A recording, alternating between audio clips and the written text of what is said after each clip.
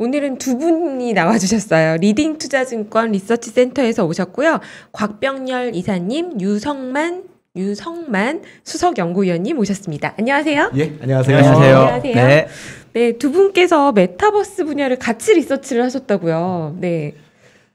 책도 쓰셨다고, 네. 책 보여주실까요? 예. 네. 네. 메타버스 투자의 정석이라는 책을 같이 두 분께서 쓰신 거세요. 저희가 둘이 뭐 협업을 해서 공동 작업을 해서 작년 말부터 해가지고 한 2달여간 저희들이 아주 집중해가지고 워낙 지금 메타버스가 작년부터 뭐 굉장히 큰 화두였기 때문에 빨리 좀 저희들이 기업 분석이라든지 어떤 종목으로 좀 연결시킬 수 있는 아이디어를 빨리 좀 집약을 시키자 해서 저희들이 어떻게 좀 작업을 했는데 이번 달에 좀 빛을 보게 됐습니다. 네. 네. 수고하셨습니다. 아니 메타버스에 대해서 사실 저희도 몇 번 방송을 했었고 워낙에 여의도뿐만 아니라 주식 투자하시는 분들 또 그 밖에 주식 투자 안 하시는 분들도 많이 듣고 계세요. 근데 여전히 방송을 하고 나면 어렵다 이런 말씀들을 좀 많이 하시는 것 같은데요. 오늘 좀 쉽게 설명해 주시고 또 투자 비법까지 알려주신다고요. 예. 네. 오늘 저희가 전체적인 좀 총론적인 부분들 그리고 기업 분석에 있어서 메타버스를 우리가 어떻게 좀 관련되어 있는 기업들을 봐야 되는지에 대한 좀 큰 좀 이야기를 좀 드린다면 저희 유성만 부장님 같은 경우는 사실은 실제 엔터사에서 전략기획이나 이런 걸 해보셨던 분이거든요. 그래서 어떻게 보면 비즈니스 관점에서 어떻게 메타버스를 접근해야 되는지 가장 잘하는 어떻게 보면 전문가라고 말씀드릴 수 있을 것 같습니다. 그래서 그런 부분들까지 저희들이 어떻게 보면은 직접 이제 탐방도 해보고 저희들이 부닥치면서 저희들이 느꼈던 부분들을 좀 오늘 같이 모시는 분들이 좀 공유할 수 있는 기회가 됐으면 좋겠습니다. 네. 좋습니다. 아주 메타버스에 대해서 그럼 뭐부터 얘기할까요? 네. 일단 뭐 그래도 개괄적인 부분을 조금 언급을 좀 드려야 될 것 같아서 이 어떻게 보면 좀 힘들게 느껴지는 분들도 분명히 계실 겁니다. 그래서 제가 좀 차근차근 한번 그냥 이걸 비즈니스적인 관점에서 사실 메타버스가 뭐다라는 이야기를 제가 오늘 많이 드리지는 않겠습니다. 왜냐하면 그 부분은 어느 정도는 이해가 됐다라고 좀 가정을 하고 기업들이 과연 여기서 어떤 기회를 창출할 건가에 대한 관점으로 좀 봐야지 저희들은 또 주가 분석을 할 수 있는 부분들이기 때문에 그런 관점에서 좀 말씀을 드리고 초반부에 제가 한번 그런 부분들 좀 말씀을 드리도록 하겠습니다. 여러분 오늘 그 설명해 주시려는 자료는 저희 게시판에 있으니까요. 같이 보시면서 들으시면 좀 더 이해가 쉬우실 것 같아요. 네. 예, 그래서 제가 먼저 조금 설명을 좀 드리고 중간중간에도 그리고 혹시 궁금하신 부분들이 있으시면 아마 말씀 주시면 저희도 뭐 오늘 좀 좋은 재밌게 좀 토론하는 방식으로 좀 진행을 하면 좋지 않을까 생각이 됩니다. 일단 첫 번째 이 그림을 제가 한번 지금 대표적인 메타버스 플랫폼이 우리나라는 제가 봐선 제페토랑 그다음에 이제 지금 이프렌드를 제가 갖고 왔는데 이프렌드 이 두 가지가 아마 지금 한국을 대표하는 메타버스 플랫폼이다라고 이야기 드릴 수 있는데 이프렌드에서 저는 어떤 식으로 생각을 했냐면요. 저도 이제 뭐 어느 순간인가는 아마 이제 퇴직을 할 것이고 퇴직을 하게 되면 뭐 저만의 이제 뭐 비즈니스를 한다든지 뭔가를 해야 되는데 한번 내가 메타버스에서 뭐 할 수 있는 게 없을까라는 고민을 가지고서 한번 제가 만들어 본 거라고 보시면 될 것 같고요. 근데 재밌게도 이프렌드에서 이런 프로젝트를 하고 계시더라고요. 이렇게 고민 상담소. 라고 하는 부분들을 아주 여기 이 메타버스 플랫폼 내에서도 지금 아주 뭐 인플루언서 같은 분들이 뭐 이런 자기들만의 그 영역을 만들어서 이 부분을 어떻게 보면 마치 우리가 유튜브에서 뭔가 인플루언서들이 나온 것처럼 지금 메타버스 공간에서 그런 것들이 지금 시도가 되고 있는데 이런 식으로 고민 상담소 같은 건데 저는 이제 제가 하고 싶은 거는 뭐 아니면 말고 뭐 투자 상담소 이런 식으로 그래도 제가 배운 게 뭐 한 20년 동안 애널리스트 했다고 여기서 메타버스 공간에서 만나는 분들에 대한 투자 상담을 한번 해보면 어떨까. 그리고 물론 이제 저는 거기서는 아바타고 거기서 저한테 접근하시는 분들도 물론 아바타가 되겠죠. 아바타와 아바타가 만나서 뭔가 재밌는 것들을 할 수 있지 않을까. 그리고 제가 생각했을 때 저 혼자 하기 너무 힘들면 주변에 있는 아바타들 모집 공고도 좀 하려고요. 그렇죠? 나 혼자 하기 힘드니까 이런 거 같이 좀 할래 해가지고 또 비즈니스를 만들 수도 있을 것 같고요. 그래서 실제로는 지금도 뭐 여기서 메타버스 플랫폼 내에서 뭐 토크쇼 같은 이제 라방 같은 것들이 계속 진행이 되고 있습니다. 그리고 여기서 아주 짧은 짤 같은 거, 재밌는 짤 같은 것들이 또 메타버스 내에서도 또 만들어질 수 있으니까요. 그런 거라든지 아니면 여기서 제가 상담을 했을 때 뭔가 문서의 형태로 남는다든지 했던 것들을 NFT로 발행을 하는 겁니다. 그래서 마치 이제 저희들이 했던 것들을 뭐 기록을 남긴다라는 의미들도 있을 것이고 다른 아바타들에게 난 너한테 이런 서비스를 했다라는 것들을 인증하는 어떤 하나의 방법도 될 것 같아요. 그래서 그런 방법이 있을 것 같고요. 그리고 이게 만약에 제가 또 거기서 충분하게 어떻게 보면 그 인플루언서가 된다든지 아니면 저한테 찾아와는 고민 상담하는 분들이 굉장히 충분히 많다라고 보면은 분명히 그들과 저 사이에 무슨 토큰 같은 것들이 거래가 될 수도 있는 거 아닌가 생각이 듭니다. 그래서 그렇게 되면은 어떻게 보면 가상 공간에서의 창업이라고 하는 거는 뭐 현실과는 굉장히 다르게 훨씬 더 비용이 적게 드니까 네. 부담이 없지 않을까 이런 생각을 한번 해봤고요. 네. 다음 페이지는 사실 저도 요즘에 이제 뭐 NFT 같은 것들 처음에 뭐 민팅하거나 할 때 저도 거기 들어가서 뭐 사기도 하고 막 이 뭐 옥션 같은 걸 이제 하기도 하는데 그런 것들을 이제 계속 NFT를 모아가지고 저만의 이제 박물관을 만드는 거죠. 그래서 박물관을 만들어서 제가 가지고 있는 NFT를 가지고서 이제 박물관을 하다 보니까 다른 아바타들이 제 걸 볼 때 뭐 입장료로 그냥 조금 토큰 받을 수도 있고 그리고 아니면 제가 가지고 있는 NFT를 거기서 거래를 할 수도 있고 그리고 만약에 제 박물관이 너무 좋다 그러면 제 박물관을 누구한테 대여를 한다든지 아니면 그 통으로 그걸 또 누구한테 팔 수도 있겠죠. 이런 식으로도 지금 비즈니스를 창출할 수 있는 어떻게 보면 이전에는 그런 공간들이 그냥 2차원적인 그냥 뭐 저희들이 뭐 네이버 카페니 이런 데서 했던 것들 아니면 일부 유튜버들 같은 경우 그냥 쌍방향 정도로 동영상으로 봤던 것들이 메타버스라고 하는 공간에서는 굉장히 좀 입체적으로 진행이 될 수 있는 거 아니냐. 지금 제가 궁금한 게 제가 요즘 메타버스는 잘 몰라요. 그래서 이제 어떻게 하는지 들어가 보긴 하는데 저는 이제 싸이 프리첼 세대거든요. 96년대 저도 마찬가지입니다. 이제 그때의 그 그래픽하고 지금의 메타버스 그래픽의 수준 차이가 별로 크지가 않아요. 그래서 예를 들어 우리가 영화 아바타를 봤을 때는 정말 리얼한데 지금 그런 메타버스의 네트워크에 들어가서 보면은 이게 뭐야 라는 느낌을 저는 사실 받았거든요. 그런 것과 사람들이 좋아하는 메타버스라는 것의 접점을 언제쯤 찾을 수 있고 어떻게 이게 사람들이 들어오게 할지 그런 건 어떻게 보세요? 제가 생각했을 때는 그거에 대한 어떻게 보면 기술적인 이제 허들들이 예전과 지금이나 전 굉장히 좀 달라진 건 뭐냐면 3차원적으로 이제 구현된다는 부분들이 분명히 있을 것 같고요. 그리고 이미 지금 몇몇 메타버스 게임 플랫폼들 중심으로 해서는 지금 VR 기구를 이용해서 그 메타버스가 지금 진행이 되고 있는 것들도 있으니까 사실 제가 오늘은 어떻게 보면 저희들이 지금 뭐 이프렌드를 가지고서 말씀드린 이프렌드라 이건 지금 디센트럴랜드거든요. 어떻게 보면 저희들이 그냥 스마트폰이라든지 그냥 PC를 가지고서 하는 이야기들을 지금 그러니까 굉장히 2차원적인 얘기를 해서 그렇지 저희들이 만약에 VR 기기를 끼고 만약에 이런 가상의 공간에 가서 제가 다른 아바타들한테 이거를 그냥 어떻게 보면 카운셀링 해준다든지 아니면 이거를 뭔가 다른 그 훨씬 더 그 현실감이 있는 방식으로 해서 구현을 하게 되면 제가 봐서는 예전 저희들이 미니홈피에서 구현했던 거랑은 조금 다르게 훨씬 더 디테일하게 할 수 있는 부분들이 있는 거 아닌가 생각이 되고요. 그런 부분들을 최근에 잘 구현해 준 게 제가 봐서는 최근 직방 같은 경우가 회사에 오지 않고 모두 이제 재택근무를 하면서도 사실은 사무실과 같은 분위기를 다 낸다는 것 자체가 제가 봐서는 그 메타버스 플랫폼을 좀 더 확장적으로 본다면 훨씬 더 할 수 있는 것들이 많아지는 거 아닌가. 기업들 입장에서는 또 그런 것들도 있습니다. 예를 들면은 저희들이 뭐 인도에 있는 법인이 있다라고 치면 거기서 무슨 엔지니어들이 무슨 문제 같은 것들이 생겼을 때 그냥 저희 회사 내에서의 메타버스 플랫폼 안에서 VR 기기를 끼고 엔지니어들이 인도에 가지 않더라도 그냥 어떻게 보면 현실감 있게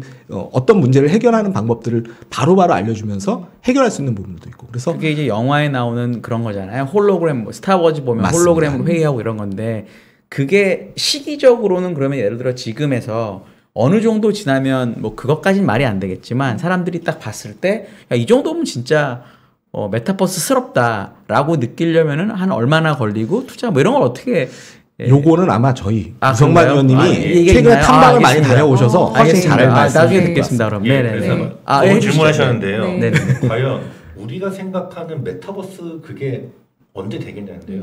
그 이전에 각자가 생각하는 메타버스 수준이 너무 달라요. 맞아요. 어떤 분들은 영화 레디 플레이어 원에 나오는 이거 끼고 햅틱 장비하면 그런 세상을 하고 심지어 어떤 분은 매트리스에 나온 것처럼 BCI 우리의 뇌와 이걸 뭐 칩을 심건 뭐 연결하건 그런 식으로 하는 그걸 하고 아니면 영화 서로게이트처럼 우리가 하면은 우리와 비슷한 이런 아바타 로봇들이 대신 다니는 그걸 하고 어떤 분들은 그냥 AR 글라스나 VR 기기나 휴대폰이 좀 보조가 돼서 말씀하신 조금 메타버스 영상 다운 네. 좀 그런 것만 돼도 야 이게 메타버스다 그렇습니다. 근데 제가 말씀드리는 건요 점진적으로 됩니다. 예, 그러니까 우리가 아는 뭐 레디 플레이 원이나 매트릭스 이런 건요 20년 30년 후가 지나도 완벽하게 구현되기는 그런 거는 또 가능성이 그렇게 높진 않고 저는 점진적으로 해서 말씀하신 대로 지금은 우리가 지금 인터넷 시대잖아요. 우리 인간과 인터넷을 연결해주는 이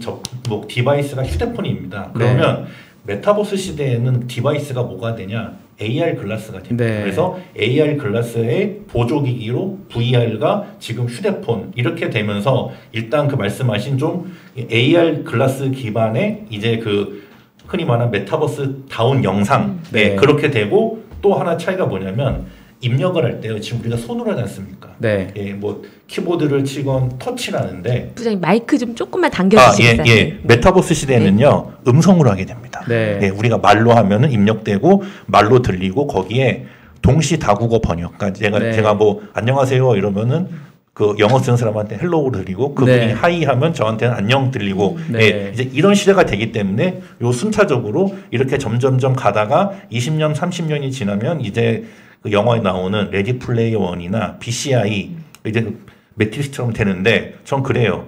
그러니까 좀 작년에 메타버스 붐이 불었을 때 그 막 레디 플레이 원이나 매트릭스 그런 걸 기대하셨는데 보니까 뭐야 이거 아직도 멀었네 허상 아니야 하는데 저는요 메타버스 투자를 하실 때는요 전기차에 투자하는 관점을 보셔야 합니다. 전기차 아신 지 꽤나 오래되셨죠. 네. 근데 지금도 길거리 보면은 대부분 내연기관 차예요. 네. 물론 점점 이제 전기차도 보이고 충전소도 보이지만 아직도 전기차보다 내연기관이 많고 그리고 우리나라 대표적인 현대차 그룹조차도 2030년이 돼야지 비로소 신차를 다 전기차로 하겠대요. 네. 지금 2022년이니까 아직도 8년 남았어요. 그러면 이전부터 전기차를 봤던 분들은 15년, 20년이 지나야지 비로소 신차가 다 전기차로 나오는 거거든요. 네. 그렇기 때문에 이 메타버스도 뭐 지금 당장 우리가 영화에서 봤던 그런 걸 기대하지 마시고 조금씩 점진적으로 바뀐다. 좀 이렇게 접근하셨으면 좋겠습니다. 네. 이게 그리고 어떻게 보면 세대 간의 메타버스에 대한 추상적인 이미지가 좀 차이가 있는 것 같아요. 한 의원님 말씀하신 것처럼 진짜 리얼월드랑 똑같이 구현되는 메타버스만 메타버스라고 기대하는 분들은 제가 보기에는 오히려 좀 기성세대가 더 많은 것 같고 젊은 층으로 내려갈수록 이 화면의 퀄리티가 메타버스냐 아니냐를 결정하는 요인이라기보다는 얼마나 내가 거기에 몰입감을 가지고 생활을 할 수 있는 정도의 플랫폼이 구현되느냐를 더 보는 게 아닐까. 왜냐면 저는 이제 애를 키우다 보니까요. 이 로블록스나 제페토 같은 것들을 보면 그 안에서의 하는 행위 자체를 어느 정도를 몰입해서 하느냐에 따라서 이 정도 기술로도 충분히 사람을 빨아들일 수 있구나 이런 생각들을 좀 하거든요. 그래서 그런 차이도 좀 있지 않나. 예, 그래서 좋은 말씀입니다. 그래서 지금의 로블록스나 제페토를 보면요. 그러니까 게임 관점에서 보면은 우리가 현재 하는 컴퓨터 모바일 게임 대비 좋은 관점에서는 이 폭력성이나 선정성이 별로 없습니다. 네. 예, 건전하죠. 네. 근데 좀 안 좋게 보면은 좀 재미가 없어요. 우리 어른들 보기에는 좀 그런 메타버스 게임이나 콘텐츠라는 게 좀 유치하잖아요. 애들이나 하는 거지. 캐릭터가 레고처럼 생겼고. 예, 그래서 우리 같은 이제 성인들이나 주식 투자하시는 분들은 이런 생각을 하게 됩니다. 야, 이게 대체 메타버스 플랫폼이라고 들어가 봤는데 유치하기 짝이 없다. 뭐야. 그런데 저는 그래요. 그거는요. 시대별로 느끼는 게 다릅니다. 예를 들면 지금 이 유튜브 방송 같은 거조차도 나이 드신 그 지상파에 적응되신 분들이 보면 저게 무슨 방송이야? 사람들이 저걸 왜 봐? 그런데 연령이 점점 어려질수록 신세대일수록 기존의 지상파 채널보다도 이런 유튜브나 이런 걸 보면서 또 이 안에서 재미를 찾지 않습니까? 그런 것처럼 지금의 뭐 MZ세대나 더 어린 앞으로의 세대들은 그런 또 말씀하신 로블록스나 제페토 이런 데서 그 나름의 재미와 나름의 존재감과 나름의 커뮤니케이션을 이렇게 이뤄갑니다. 그리고 이제 물론 당연히 이제 시간이 지날수록 기술의 발전으로 높은 그래픽과 높은 완성도 그게 되는 거죠. 그렇기 때문에 좀 너무 이 메타버스를 바라보실 때 물론 지금 부족한 거는 많지만 이 기성세대의 관점으로 그걸 바라보지 마시고 딱 정말 김열매 그 님께서 말씀하신 대로 요즘 애들이 왜 여기에 이렇게 흥분하고 왜 이 안에서 오래 머물고 그 안에서 나름의 생태계를 만들어 가는지 오히려 그거를 그들의 관점에서 한번 좀 접근하시는 게 메타버스의 그 존재의 가치를 찾는 또 새로운 방법이 아닌가 보고 있습니다. 그래서 저는 사실 저도 아이가 있는데 저희 아이만 해도 사실 메타버스 드라마를 더 많이 봅니다. 요즘에 뭐 잠들 TV 같은 아마 한번 이 방송을 보시는 분들은 한번 유튜브로 한번 검색해 보십시오. 얼마나 많은 조회가 나오고 그리고 그 은근히 재밌습니다. 그리고 이게 메타버스 드라마의 또 특징이 뭐냐면 어떻게 보면 애니메이션으로 구현하지 못하는 게임적인 요소들도 또 그 안에 집어넣을 수가 있거든요. 그래서 굉장히 또 아주 유니크한 또 새로운 문화가 만들어진 거거든요. 네. 그래서 저는 이 친구들이 지금 어릴 때 이런 것들을 봤을 때 추후에 이제 메타버스들을 어떻게 접근할지는 사실은 제가 봐서는 지금의 저희 세대들은 생각하지 못했던 굉장히 메타버스로 엉뚱한 것들을 많이 구상할 수 있을 거라고 저는 생각이 되거든요. 그래서 그런 부분도 좀 보실 필요가 있는 거 아닌가 생각이 됩니다. 네. 그래서 지금 자료 보여주신 거에서 처음 보여주신 화면이 지금 이프렌드의 사례를 보여주셨는데요. 이프렌드와 디센트럴랜드. 먼저 이프렌드는 아직은 블록체인이나 NFT하고는 연관이 없잖아요. 그런데 마침 또 SK 쪽에서 코인 얘기도 나오고 있어요. 예. 이프렌드랑 연계해서 실제로 뭔가 경제활동 같은 것을 할 만한 블록체인 기반의 뭔가 나올 거라고 보고 계신가요?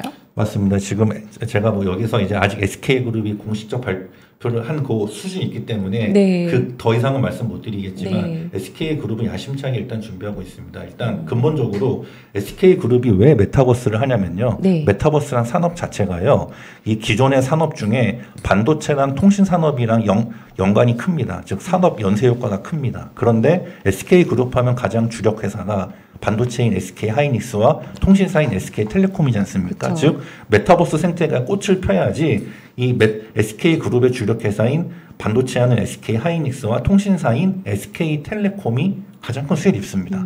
그럼 말씀하신 블록체인을 왜 하냐면요. 일단 말씀하신 대로 이 SK 그룹의 공식적인 플랫폼은 지금은 이프렌드입니다. 지금 당장은 일단 마이스, 뭐 미팅이나 뭐 이런 컨퍼런스 이런 것 쪽에 일단 좀 당장은 특화되어 있지만요. 그러면은 이제 SK그룹이 블록체인 하면은 뭐랑 연동이 되냐? 한번 잘 생각해 보세요. SK 하면 생각나는 포인트 있으십니까? 포인트요? OK 캐시백. OK 캐시백. 예, 맞습니다. 전 국민이 쓴 거 아니에요? 예, 맞습니다. OK 캐시백이요. 마치 옛날 싸이월드 도토리처럼 SK그룹이 생태계를 구축하면은 그 생태계 내에서 유틸리티 토큰이 되는 거예요. 예. 그걸 기반으로 SK그룹이 아직 뭐 그 공식적인 블록체인 토큰 네임은 공개 안 했지만 그거와 연동시키면 되고 각종 뭐 SK텔레콤 포인트도 있고요. 또 뭐 SK 뭐 무슨 브로드밴드나 그 관련된 포인트도 있고 그리고 11번가 있지 않습니까? 네, 그런 것도 연동이 되기 때문에 SK그룹 입장에서는 충분히 나름의 생태계를 구축할 수 있는 거죠. 네. 네. 이프렌드에서 아직은 이런 게 안 되고 있는데 말씀을 해주셔가지고 이게 이제 어느 정도 진행이 됐나 궁금해서 제가 좀 여쭤봤습니다. 네. 예, 어쨌든 뭐 큰 개괄적인 이야기를 좀 많이 드렸으니까 이제 기업과 관련돼서 저희는 이제 메타버스 이제 플랫폼의 일단은 가치를 어떻게 봐야 될지를 제가 봐선 4가지 요소로 한번 나눠봤습니다. 하나는 기술적인 측면들, 그리고 하나는 컨텐츠. 그리고 그 컨텐츠를 이용하는 아바타들이 얼마나 또 활동적인지. 그리고 여기서 이제 밸류라고 하는 거는 굉장히 뭐 여러 가지가 있을 수 있습니다. 이거는 가상화폐의 세계랑도 어느 정도 연동이 되느냐 이런 걸로도 이제 연결될 수 있기 때문에 저희들은 사실 이 4가지 요소들을 계속해서 좀 주력해서 봐야 되고 아직은 지금 대부분의 상장사들 그리고 미국의 이제 대표적인 메타버스 기업이라고 하는 것들이 테크에 많이 집중이 되어 있습니다. 지금 AR 기기에 특히 이제 많이 특화가 되어 있는 경우들이 있는데 추후에 이제 컨텐츠라든지 아바타 쪽에 있는 가치들이 계속해서 좀 저항 부각이 되지 않을까 생각이 됩니다. 지금도 뭐 SK 이야기 좀 드렸지만 결국은 그러면서 메타버스 플랫폼의 가치들이 재평가가 굉장히 활발하게 일어날 거라고 보기 때문에 그러면 이런 4가지 가치들을 가지고서 저희들이 어떻게 이제 기업들을 봐야 될지를 저희 어떻게 보면 좀 주력해서 좀 말씀드리고자 하고요. 그래서 기본적으로는 이 메타버스 플랫폼, 메타버스 관련되어 있는 기업들의 이제 문제점이 뭐냐면 사실은 재무제표 이런 것들이 잘 안 녹아 있을 가능성이 대단히 높습니다. 그렇죠. 왜냐하면 전통적으로 우리나라 지금 게임주들이 그렇거든요. 우리나라 게임주들 보면은 생각보다는 그거 다 IP들이잖아요. 그쵸. IP 가치니까 무형자산 가치가 대단히 높을 것처럼 보이지만 대부분 무형자산 가치가 높지가 않습니다. 왜냐하면 무형자산 많이 계상했다가는 또 뭐 논란이 있을 수도 있고 그리고 장부상에 드러나는 것들을 조금 꺼려하는 또 기업 문화가 있기 때문에 그런 부분들이 있는데 결국은 그렇기 때문에 이런 메타버스 플랫폼은 상당히 무형자산과 연관성이 높을 수밖에 없고 그러면 실제 무형자산 가치를 우리가 어느 정도는 추정하려고 하는 노력을 하지 않으면 왜냐하면 이 산업 자체는 앞으로 굉장히 좀 빠르게 성장하거나 아니면 우리가 모르는 아까 제가 뭐 테크 같은 경우는 그나마 눈에 좀 보이겠지만 사실 컨텐츠라든지 아바타의 활동력 같은 것들을 저희들이 재무제표에서 읽을 방법이 없지 않습니까? 네. 이거는 사실은 무형자산 딴에서 저희들이 추적을 해야 되는 부분들이기 때문에 결국은 그래서 저희들이 한 3가지 정도를 봐야 된다. 하나는 IP 가치가 어떤지를 한번 다른 어떤 대용치들을 많이 찾아봐야 된다는 거고요. 그 다음에 이제 확장의 전진기지를 해서 제가 봐서는 아마 메타버스 플랫폼들 같은 경우도 저희가 과거에 그 인터넷 플랫폼들이 겪어왔던 그 어떻게 보면 그 이미 가져왔던 길들을 가져온다라고 보면 얼마나 빠르게 M&A를 하느냐가 굉장히 중요한 고려 요소가 될 것이다. 그렇기 때문에 좀 현금 창출 능력을 봐야 된다는 부분이고요. 그리고 마지막으로 이제 크립토랑 어떻게 시너지를 낼 수 있느냐를 봤습니다. 그래서 그 부분 뭐 간단하게 좀 설명을 드리면요. 일단은 IP 가치를 봐야 되는데 IP 가치를 본다는 것 자체가 굉장히 좀 어렵습니다. 그렇죠. 그런데 재밌게도 지금 메타버스 관련돼 있는 펀드들이라든지 ETF들이 지금 우리나라에 좀 제법 많이 나와 있습니다. 네. 근데 이런 펀드들이나 ETF들이 기본적으로는 메타버스 종목들을 추적하는 대표적인 요즘 어떤 방법들을 하냐면 기본적으로는 비정형 데이터들을 이용합니다. 네. 여기서 이제 비정형 데이터라고 하면 텍스트 마이닝을 얘기하는 네. 겁니다. 기본적으로는 저희들이 구글 트렌드 같은 것들에서 얼마나 지금 이 관련돼 있는 메타버스 플랫폼이 이야기가 많이 되고 있느냐. 네. 네. 아니면 지금 트위터 같은 곳에서 얼마나 이슈가 되고 있느냐를 어떻게 보면 비정형 데이터들을 긁어 모아가지고 이거는 얘네들한테 충분하게 가치를 줘야 된다. 네. 이 정도의 활동력이 있는 거라고 보는 거죠. 그래서 제가 생각했을 땐 그런 부분들을 보는 게 저는 의미가 있다고 생각이 되고요.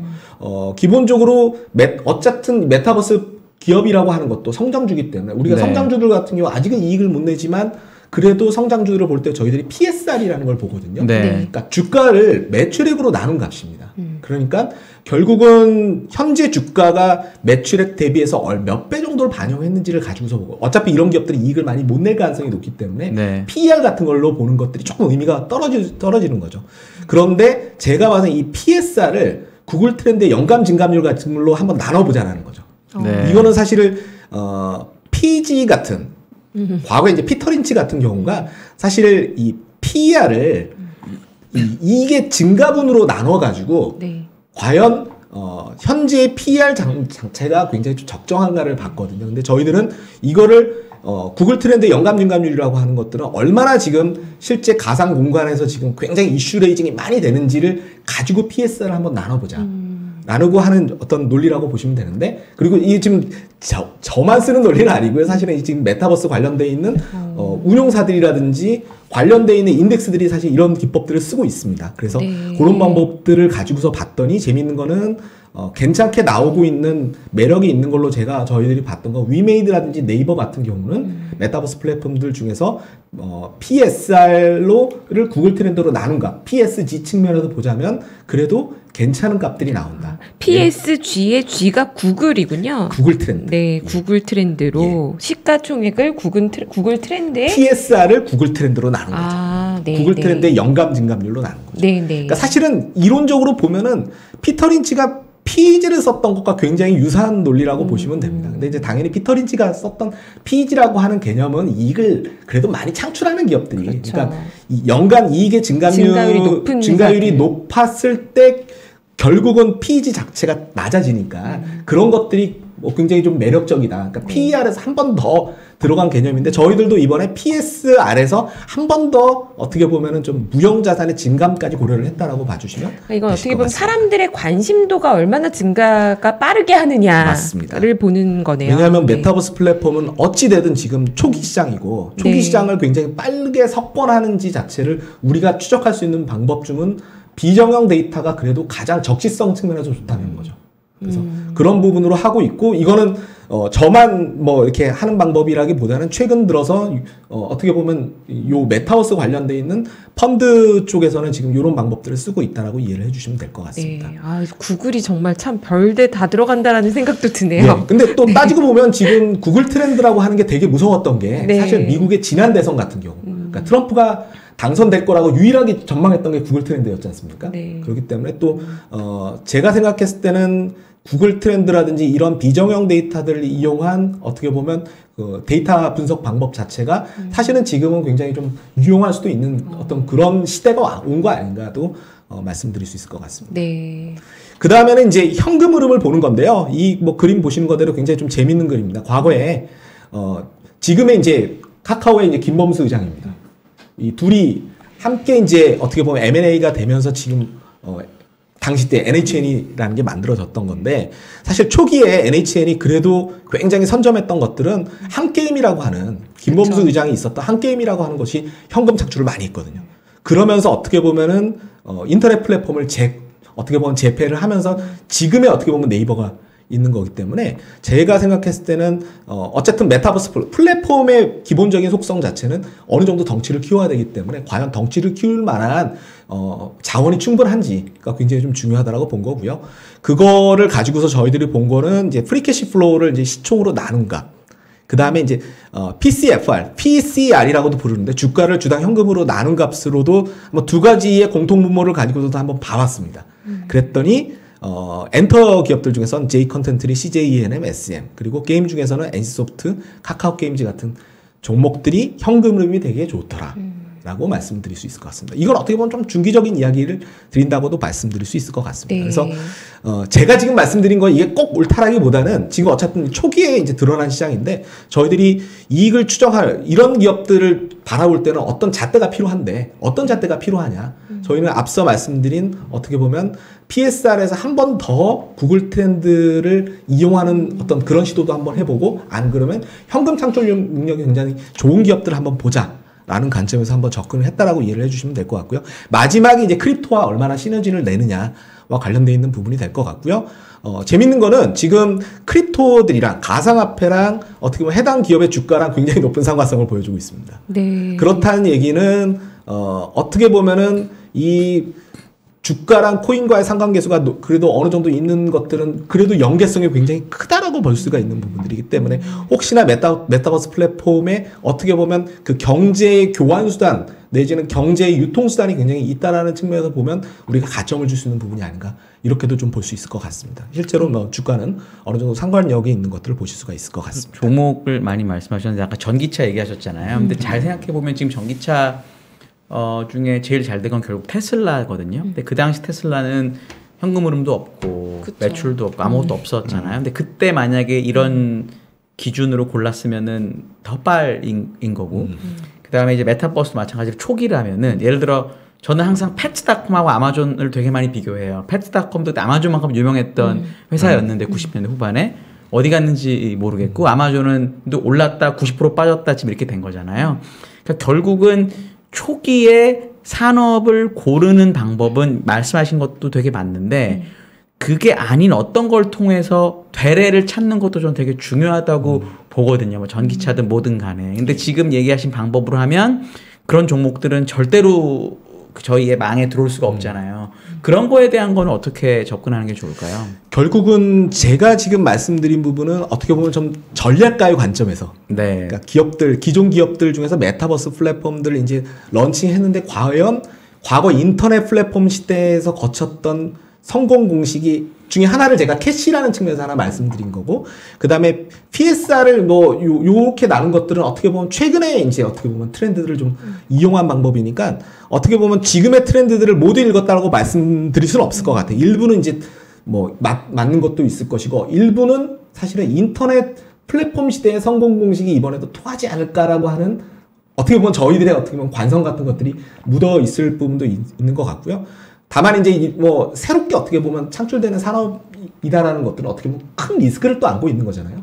그러니까 저희들은 투자자들의 관점에서 보자면 그래도 틀이 없는 것보다는 뭔가 우리만의 틀을 가지고 접근하는 게 좋지 않겠냐라는 관점에서 저는 좀 전략적인 측면에서 말씀드렸다고 좀 이해를 해주시면 좋을 것 같고요. 다만 그 틀을 벗어나는 것들이 제가 봐선 이따 저희 유성만 의원이 해야 될 부분인 것 같습니다. 어차피 이제 탐방을 한다든지 그 회사의 어떻게 보면 비즈니스를 직접적으로 다 들여다보면서 사실은 그건 판단해야 되는 부분이기 때문에 어떻게 보면 또 저희들이 어떻게 보면 같이 그렇게 해야지 코어가 되기 때문에 어떻게 보면 시너지를 낼 수 있는 부분이 아닌가 생각이 됩니다. 그러면 이미 틀이 잡혀있는 이런 큰 기업들도 만약에 이사님이나 보시기에는 그런 메타버스가 잘 돼서 뭔가가 확실히 비즈니스가 더해지면 앞으로도 충분히 많이 오를 수 있는 여력이 있다라고 보시는 거죠. 이게 그냥 기존의 검색에 네이버면 검색인 거 뭐 이런 게 아니라 뭐 위메이드면 게임 이런 게 아니라 메타버스가 묻어가지고 얘네가 소위 말하는 뭐 퀀텀 점프가 될 수 있는 여력이 있는 산업이 메타버스다 이렇게 보신다는 거죠. 저는 그냥 뭐 이렇게 말씀을 드리고 싶어요. 지금 사실 대표적인 전 세계적으로 어떻게 보면 이 코인을 좀 좋아하시는 분들 메타버스 플랫폼이라고 하면 디센트럴랜드라든지 더 샌드박스 같은 것들을 얘기를 하거든요. 네. 그런데 사실 이런 메타버스 플랫폼들은 기본적으로 랜드라는 걸 팔아요. 그 가상 공간 자체를 NFT 형식으로 해가지고 팔거든요. 네. 팔아가지고 사실은 그 메타버스 플랫폼의 가치가 오르락 내리락 하는 걸 또 코인이 반영하기도 하고 그러거든요. 근데 거꾸로 얘기하자면 그러면 이 코인 기반으로 하고 있지 않은 우리나라의 뭐 제페토라든지 지금 뭐 이프렌드도 말씀드렸는데 이런 거를 저는 그런 상상을 한번 해봐요. 이런 게 만약에 랜드 세일을 한다. 만약에 디센트럴랜드랑 더 샌드박스처럼 만약에 이런 것들이 가상 공간을 대여하기 위해서 뭔가 가상화폐 기반으로 해서 뭐 일반 사람들한테 무슨 가상 공간을 뭐 세일도 하고 그렇게 되면 과연 주가에 무슨 일이 벌어질까 한번 그런 상상을 해보거든요. 저는 모르긴 몰라도 대단히 만약에 왜냐면 그런 가상 공간을 저도 갖고 싶을 것 같거든요. 저는 아까도 뭐라고 하냐 박물관이라든지 그 다음에 뭐 상담소 같은 것들을 하게 되면 가상 공간이 또 필요하니까 그런 공간이 필요하거든요, 사실. 그게 또 비즈니스 기회가 얼마든지 될 수 있는데 아직은 지금 우리나라 플랫폼들이 거기까지 나가진 않았거든요. 네. 기본적으로 지금 뭐 제페토 같은 게 거기서 그냥 잼이나 이런 것들만 조금 교환 수단으로 해서 옷 같은 거 갈아입고 거나 뭐 약간 이제 그런 정도로만 사용하는데 아직은 가상 경제와 관련돼서 할 게 되게 많은 거 아닌가 생각해요. 그런 것들은 대개는 보면 밸류를 업시킬 수 있는 요인들이라고 볼 수가 있는 거죠. 그리고 그런 플랫폼 자체가 아직 초기인데 그게 결국은 또 VR 기기라든지 AI랑 또 만나게 돼 있습니다. 아까도 그쵸. 저희가 뭐 음성으로 인식한다든지 뭐 이런 말씀을 드렸는데 그렇게 되면 국경도 없어질 것이고 그 다음에 기본적으로는 VR을 통해서는 아까 뭐 그런 수요들, 산업적인 수요들이나 이런 것들을 또 충족시킬 수 있는 부분도 충분히 있기 때문에 제가 생각했을 땐 딱 전기차를 바라보는 관점으로 메타버스도 봐야 된다고 저도 생각이 됩니다. 왜냐하면 초기에 이런 시장이 성장할까 안 할까의 논란이 대단히 있긴 한데 크게 봤을 때는 보면은 인터넷 플랫폼이 처음에 도래했을 때도 똑같은 논란이 있었거든요. 당시 때 보면은 인터넷이 필요 없다라고 주장하는 사람들이 되게 많았었어요. 예. 그렇죠. 그게 심지어는 인터넷이 망할 거다. 그냥 왜냐하면 팩스가 다 대체할 수 있다. 맞아요. 그 유명한 뭐 무슨 나이트 쇼 미국의 이제 그 토크쇼 같은 데에서 빌 게이츠 불러놓고 젊은 빌 게이츠가 나와 있는데 뭐 팩스도 있고 전화도 있는데 인터넷은 어디다 쓰는 거예요? 뭐 이런 깨르르 하는 프로그램들이 있었죠. 예. 네. 그리고 근데 이제 무서운 거는 그거잖아요. 지금 인터넷이 세상을 바꾼 건 맞지만 닷컴 버블이 왔다가 갔기 때문에 그래서 이제 시장에서 걱정을 하는 게 아닐까 싶고 인터넷은 그래도 효용을 지금 우리 삶에 주고 있는데 지금 메타버스와 NFT 이런 것들은 과연 뭘 줄 거냐를 시장에서 궁금해할 것 같아요. 그래서 이제 그 부분에 대해서 좀 더 기업들이 어떤 것들을 준비하고 있는지 말씀해 주실 수 있지 않을까 싶은데요. 예, 그래서 일단 그 메타버스 하면은 이제 작년에는 메타버스 막 새로운 기회 이래서 막 그냥 메타버스에 매자만 붙어도 그냥 막 주가가 날아가고 사람들이 흔히 말하는 광분을 했었죠. 그런데 이제 좀 약간 좀 시간이 지나고 좀 이성적으로 생각해 보니까 말씀하신 대로 메타버스 뭔가 크게 뜬구름 폈으면 좋은데 대체 이게 왜 필요한 거야? 어디다 쓸 거야? 어디다 써먹어야 돼? 일단 저는요 이렇게 봅니다. 이 메타버스는 일단 결론적으로요 이 인간의 이 욕구 있죠. 욕구와 여가 오락거리를 제공해주는 최후의 수단이에요. 우리 인간이 보면은 하루 24시간 중에 자고 먹고 일하는 시간 외에 남는 게 여가 시간이잖아요. 그쵸. 근데 옛날에는 우리가 막 거의 하루에 12시간 일하다가 뭐 산업환이 뭐 자동화 컴퓨터 나오면서 일하는 시간이 점점 줄고 여가 시간은 늘어나요. 우리 뭐 전 어릴 때만 해도 토요일도 학교 갔는데 이제 학교 안 가잖아요. 토요일 날. 그쵸. 일도 직장도 주 5일째 네. 뭐 유럽 선진국은 4일 심지어 3일도 하는데 그럼 인간이 남는 여가 시간을 챙겨줘야 되는데 우리가 여가 시간 하는 게 뭐 영화도 보고 연극도 보고 축구도 보지만 최근에는 요 3년 동안 코로나 시기였잖아요. 이 코로나 시기에 우리 사람들의 가장 대표적으로 떠오르는 여가 수단이 무엇일까요? 한번? 유튜브 아닐까요? 네, 유튜브 또 하나 정확히 말하면 네. OTT입니다. OTT. 넷플릭스를 비롯한 네. 예, 근데 아마 한 19년하고 2020년쯤에 제가 이런 말 들었어요. 야, 내가 넷플릭스라는 걸 봤는데 야, 이거는 기존의 지상파나 케이블이나 없던 완전 새로운 세상이야. 야, 이거 이렇게 되면은 지상파나 케이블 다 망할 것 같아. 그러다가 작년 21년이 되니까요. 야, 근데 지금도 뭐 넷플릭스 보는데 말이야. 작년 2020년 같이 뭔가 이 좀 흔히 말하는 신선함, 신박함이 많이 좀 떨어진 것 같아. 예. 뭐 내용도 다 비슷하고 어디 가나 좀비 나오고 우리나라 사극 나오듯이 어디 가나 다 중생불 나오고 예. 자 이렇게 됩니다. 그러면 OTT 다음엔 뭘까요? 우리 인간의 모든 걸 충족시켜줄 그게 바로 메타버스입니다. 이렇게 보시면 됩니다. 네. 인간의 모든 욕구와 여가 시간과 오락거리와 이거를 충족시켜줄 궁극적인 최후의 수단. 거기다가 메타버스의 장점은 뭐 우리가 몸이 아프건 나이가 먹건 뭐 피부색이건 뭐 내가 남성이건 여성이건 할 거 없이 네. 메타버스 세계에선 다 공평해요. 예, 즉 인류를 진정으로 평등하게 공정한 기회를 제공해 시간과 공간을 초월하는 그러기 때문에 아까 말씀드린 뭐 페이스북이건 우리나라 뭐 삼성그룹이건 마이크로소프트건 뭐 너도 나도 지금 메타버스가 인류의 미래라 하고 이게 점점점 우리의 모든 일세상에 침투될 거기 때문에 저는 하는 거라 봅니다. 그러면 기업들이 이걸 어떻게 하고 있냐? 네. 제 탐방 가본 결과요. 네. 혈안이 돼 있어요.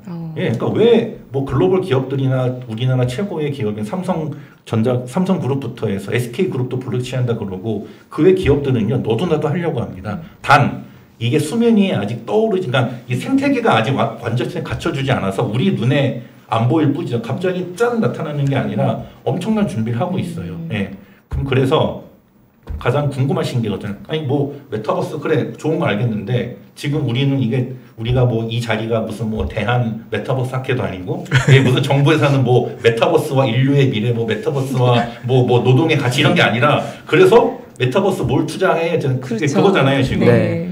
그래서 제가 누가 메타버스로 성과를 보여줘서 주가가 오를 건데 이게 아마 투자자들의 관심이겠죠. 예, 그래서 지금 2022년 우리가 살아가는 대한민국에서 실질적으로 메타버스와 관련된 종목군을 제가 좀 크게 세 가지로 나눠봤습니다. 네. 첫 번째, 원천 IP를 가진 기업. 네. 그러니까 게임, 엔터, 미디어, 뭐 웹툰 이런 거고요. 이유가 뭐냐면 이 메타버스가 생기더라도 이 메타버스 세계로 사람들을 끌어들이고 오랫동안 머물리게 하고 그 안에서 소비를 하게 될 뭔가 필요해요. 대표적인 예를 들면 맛집 생각하시면 돼요. 네. 건물은 허름하더라도 음식이 맛있으면 글로 간단 말이죠. 근데 그렇죠. 아무리 건물이 으리으리하더라도 음식이 맛이 없으면 안 가요. 지금 메타버스 플랫폼을 아무리 갖춰놔도 그 안에 이 컨텐츠가 없으면 안 가거든요. 그래서 게임, 엔터, 미디어, 뭐 웹툰, 미술품 같은 원천 IP 기업들 하나. 두 번째, 플랫폼 기업. 역시나 지금도 그렇지만 이 어느 비즈니스인지 결국 플랫폼의 헤게모니를 가지는 게 모든 걸 다 가집니다. 흔히 말하는 끝판왕이죠. 네. 뭐 네이버, 뭐 카카오처럼요. 예, 그런 메타버스 플랫폼을 지금 추진하고 있고 제법 될 것 같은 기업들. 네. 두 번째, 그리고 세 번째, 메타버스라는 새로운 기술이 나왔으니 기존의 뭐 IT나 인터넷에 없던 메타버스에만 들어가는 기술이 있단 말이에요. 아까 말씀드린 음성 인식부터 해서 뭐 디지털 트윈 이런, 그래서 그러한 것을 가진 기업들 지금 당장 이 순간에는 이 세 가지입니다. 네. 그래서 그렇게 제가 좀 나눠서 지금 이 순간에 당장 이 시기에 메타버스 관련돼서 수혜가 있는 종목들을 그렇게 좀 제가 나눠봤습니다. 네. 글로벌 종목도 보시죠. 해외 기업들도. 그러면 글로벌하게 봤을 때 누가 좀 가장 주목해서 성과를 낼 거라고 기대하고 우리가 좀 들여다봐야 될 거라고 보시나요? 저는 크게 세 개로 봅니다. 종목 추천은 사실 아니고요. 이제 성과를 어떻게 누가 먼저 메타버스로 보여줄 것인가. 네. 일단요, 메타버스는요, 보시면 알겠지만 너무 대단한데 어찌 보면 만약에 우리 보고 하라 그러면 엄두가 안 나요. 즉, 이 흔히 말하는 스케일도 크고 그에 대한 R&D 투자 비용도 엄청납니다. 그쵸. 그래서 저는요, 지금 당장은 돈이 많이 들어가지만 여기에 먼저 선제적으로 공격적으로 투자하는 곳이 성공한 회사. 결론은 그러면 메타, 페이스북입니다. 지금 당장은 투자해서 투자 비용은 많이 들어가는데 아웃풋이 안 나오니까 실적이 안 좋지만 어느 순간 시행착오 거쳐서 구축이 됐는데 다른 데가 그거를 뒤따라하려 그러면요 못 따라가요. 네. 엄두도 안 나고.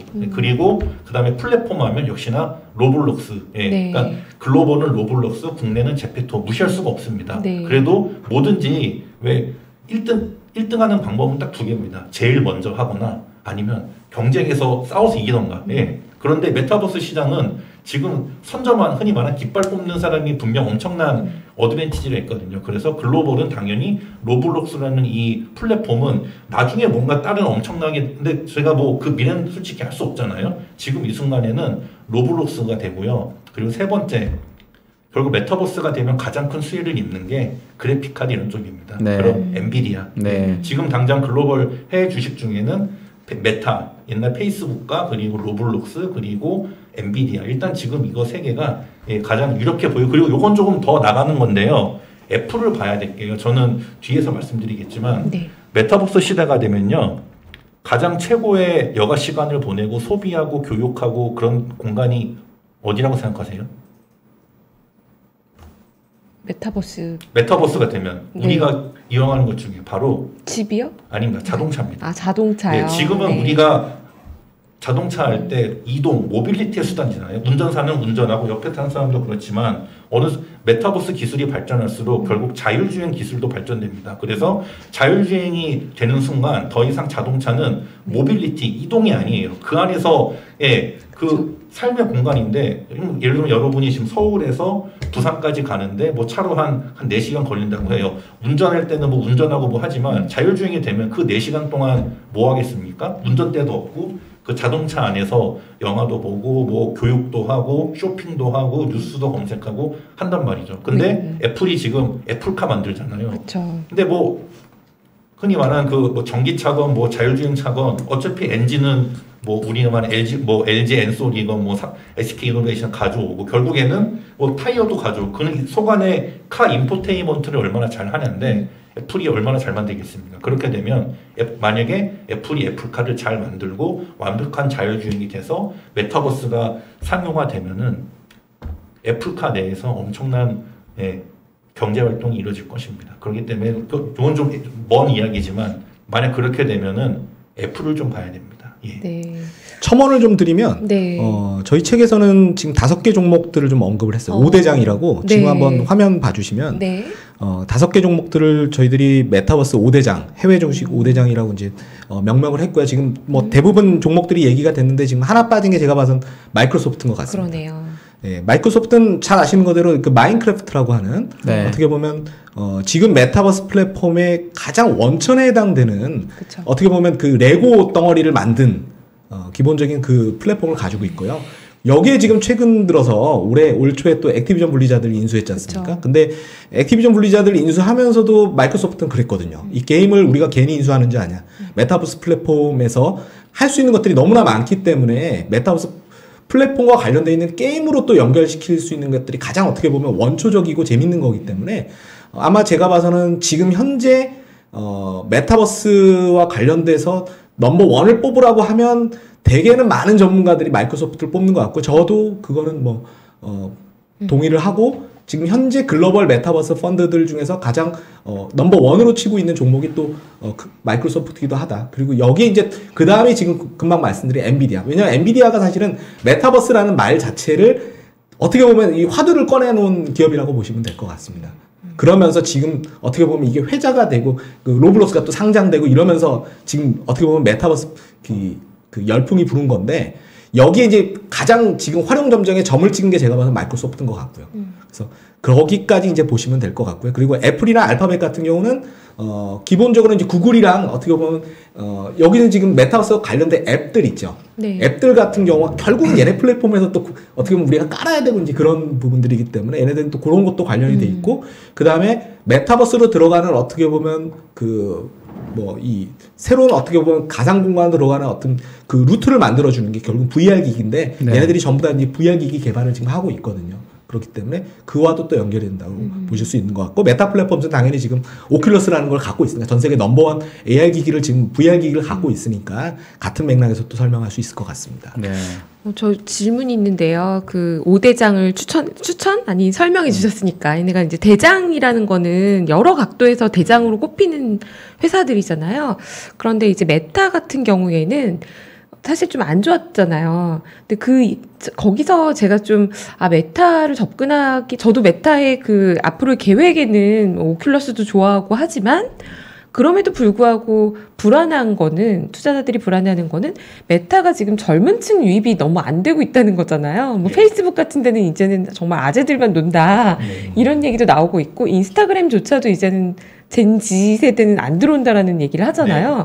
근데 오큘러스를 투자하는 동안에는 투자비는 많이 나갈 거고 플랫폼은 안 들어오는데 이건 어떻게 보시나요? 다시 극복할 수 있을까요? 네, 그 좋은 질문이십니다. 그래서 이 페이스북이나 인스타그램 이게 더 이상 젊은 좀 좁게 말하면 어린 세대들은 안 해요. 어린 세대들은 다 틱톡 같다고 있죠. 예, 맞습니다. 그냥 말 쇼폼 그런 걸 하거나 아예 어리면은 이런 로블록스 같은 데까지 그러기 때문에 이 조커버그가 그 무엇보다도 사명까지 메타로 바꾸면서 결국 페이스북도 보면 옛날에 우리가 흔히 말하는 뭐 네이터, 싸이월드 같은 그런 데스크탑 시대에서 모바일로 전환할 때 그걸 빨리 캐치하면서 페이스북이 결국에는 지금의 모습을 갖췄지만 결국에는 이제 이 시대에서도 점점 이렇게 시대에 뒤떨어지는 모습을 보이면서 그러기 때문에 하는 건데 문제가 뭐냐 메타가 한 대로 메타버스 플랫폼을 제대로 해서 젊고 어린 세대도 다시 유입하고 오큘러스 통해서 우리 오프라인과 메타버스 간의 그 연결되는 디바이스까지도 선점하고 다 좋은데 이 공백기가 있잖아요. 투자 받을 때 그런 게 말씀하신 대로 그건 분명히 일단 당장의 아웃풋은 없는데 뭔가 이 비용은 엄청나게 들어서 숫자는 안 나오고 그러다가 이렇게 되면 결국에는 초기화 메타버스에 대한 엄청난 뭐 환희와 그게 있었지만 이거 진짜 맞아? 되는 거 맞아? 그래서 분명히 실망이 올 수도 있습니다. 그렇기 때문에 제가 아까 메타버스 투자할 때 전기차 보고 투자하지 전기차도 예전에는 인류의 희망이 하다가 뭐야 이거 사기 아니야? 야 말이 돼? 그렇게 하다가 또 다시 하다가 그러면서 점점점 시간이 지나면서 이렇게 우리 몸에 점점 다가오지 않습니까? 저는 그래서 메타버스를 보실 때요 너무 막 당장 내년 내후년에 우리가 막 엄청 되듯이 그런 게 아니라 점진적으로 될 거라 좀 그렇게 좀 긴 호흡을 가지고 메타버스를 투자하셨으면 저는 좋겠습니다. 네. 그리고 이제 아까 그 구글 트렌드의 검색량, 구글 트렌드에 뜨는 그거를 이제 기업 가치랑 비교하는 거를 보여주신 거에서 또 그 바로 다음에 말씀하신 게 게임 회사들의 코인과 주가의 관계도 보여주셨어요. 근데 이제 약간 이걸 보면서 어떤 걱정스러운 마음이 좀 드냐면 주가가 오르면 더 사람들이 검색을 많이 하고 코인이 오르면 더 많이 검색하고 그래서 더 오르고 이게 이제 굉장히 빠른 속도로 이 차트만 봐도 너무 헉할 정도로 주식인지 코인인지 뭐 분간이 안 가는 정도로 올랐던 종목들이 있잖아요.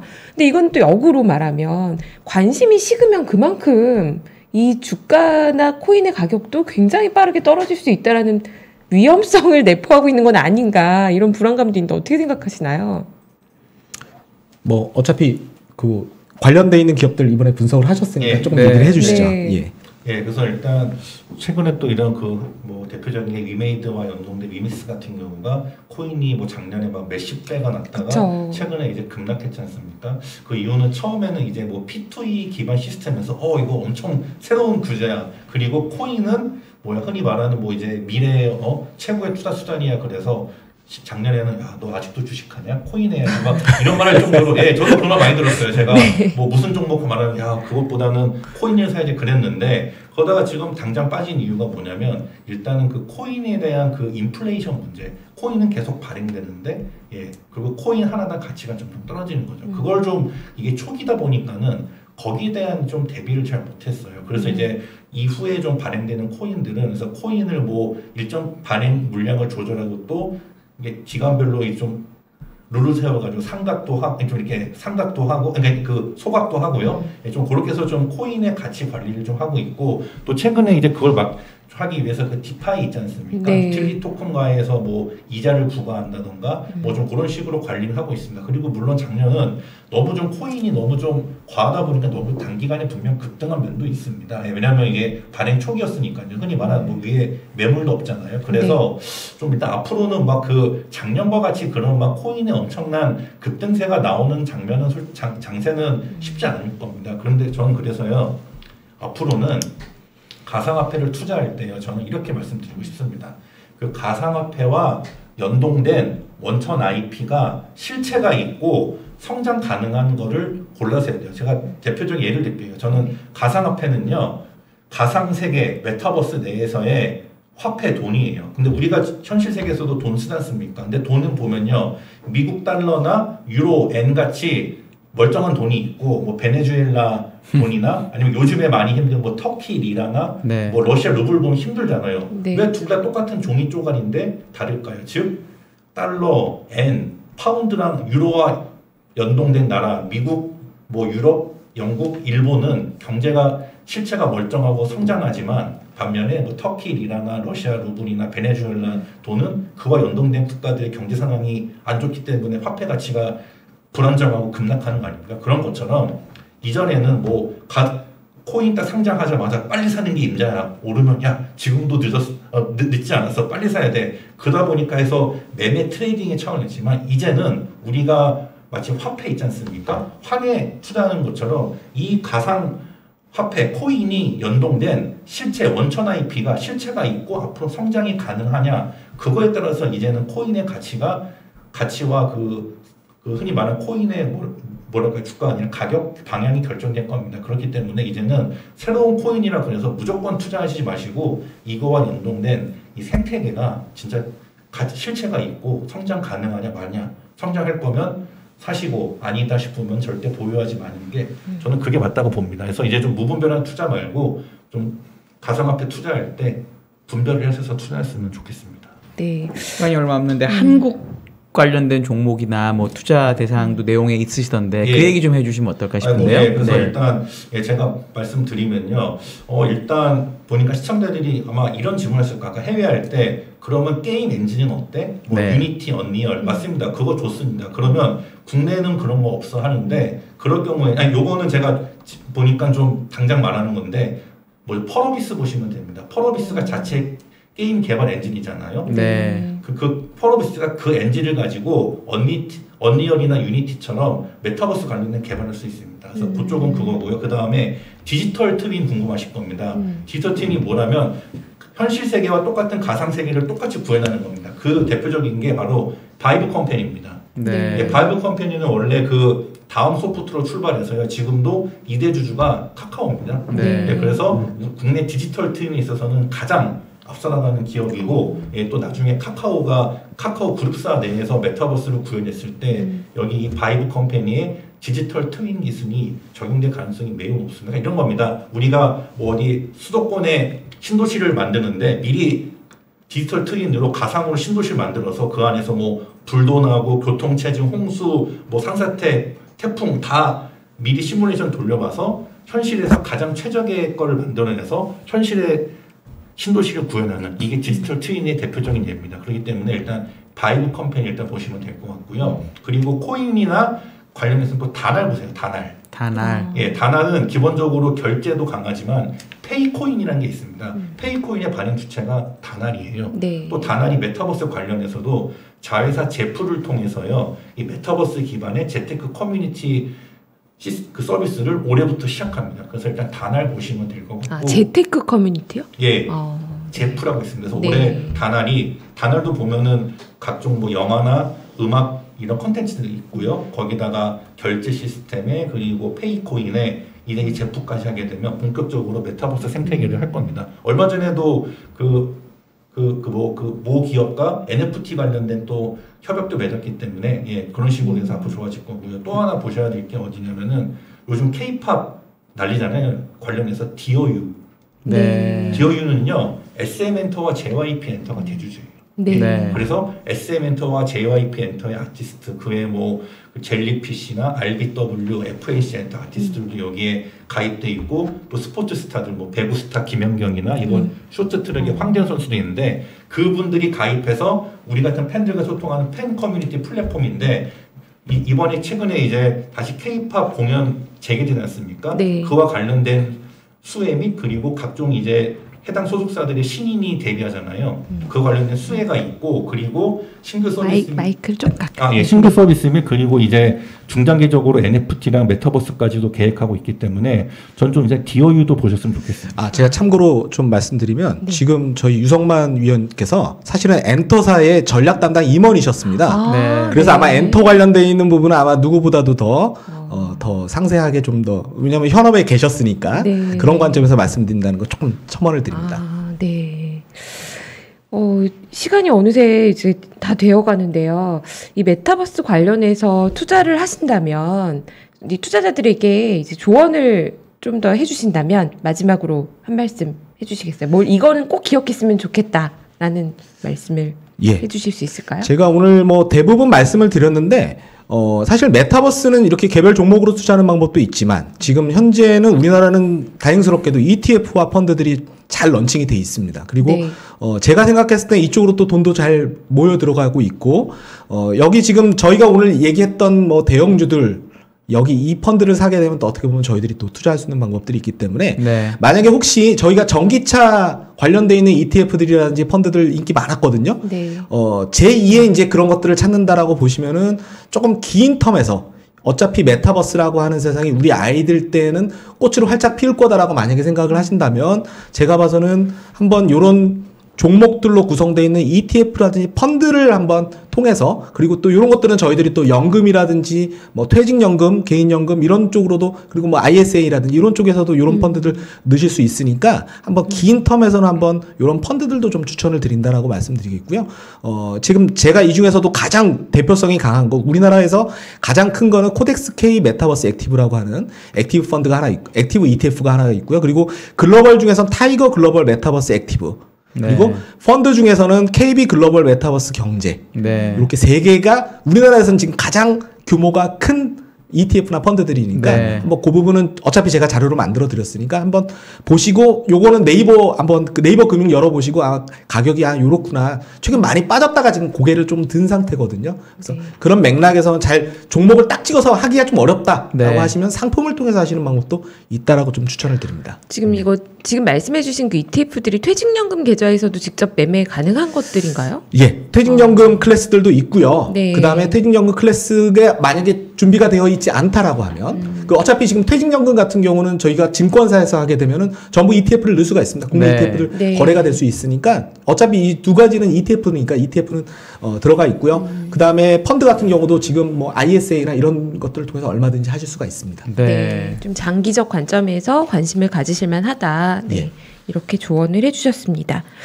네, 오늘 저희가 이제 시간이 이만 돼서 마쳐야 될 것 같은데요. 혹시 이 말 그래도 꼭 부장님도 수석 연구원님께서도 혹시 이 말 꼭 해야 되는데라는 말씀 있으시면. 네. 메타버스요. 절대 어렵게 생각하지 마십시오. 네. 네. 메타버스 결국 사람들이 만드는 거고요. 이제 시작 단계이기 때문에 좀만 관심을 가지면은 나중에 얼마든지 대응할 수 있고 좋은 종목 주식 얼마든지 찾아낼 수 있습니다. 마치 IT가 20년 전 보면 지금 보면은 저게 무슨 IT 기술이야 그러는데 예. 근데 또 그 당시엔 그게 막 어려웠잖아요. 네. 근데 문제는 그때 그걸 못 따라가면 지금도 IT 기술 따라가기 힘들어요. 그래서 메타버스는 앞으로 10년, 20년, 30년 계속되는 메가 트렌드이기 때문에 이 초기인 지금부터 좀만 관심을 가지시면요. 메타버스 결코 어렵지 않습니다. 예. 책을 보면 더 확실하게 알 수 있는 그러면 건가요? 좀 더 메타버스 투자의 정석? 예, 그래서 네. 좀 더 투자할 때 제가요. 뭐 제 말이 100% 정답도 아니고 이 안에 모든 걸 다 넣을 수는 없는데 지금 2020년이 대한민국에서 좀 그래도 현재 이렇게 제가 업체를 다 탐방하고 인터뷰하면서 제가 이렇게 걸러낸 거기 때문에 좀 메타버스 투자에 있어서 좀 방향, 길잡이 되는 데는 분명히 많은 도움을 드릴 겁니다. 네. 알겠습니다. 리딩투자증권의 리서치센터 곽병렬 이사님과 또 유성만 수석연구원님 오늘 함께 해주셨고요. 메타버스 투자의 정석 또 참고하시면 더 깊이 있는 얘기 보실 수 있을 것 같습니다. 네, 저희는 이만 마치도록 할게요. 감사합니다. 예, 고맙습니다. 감사합니다.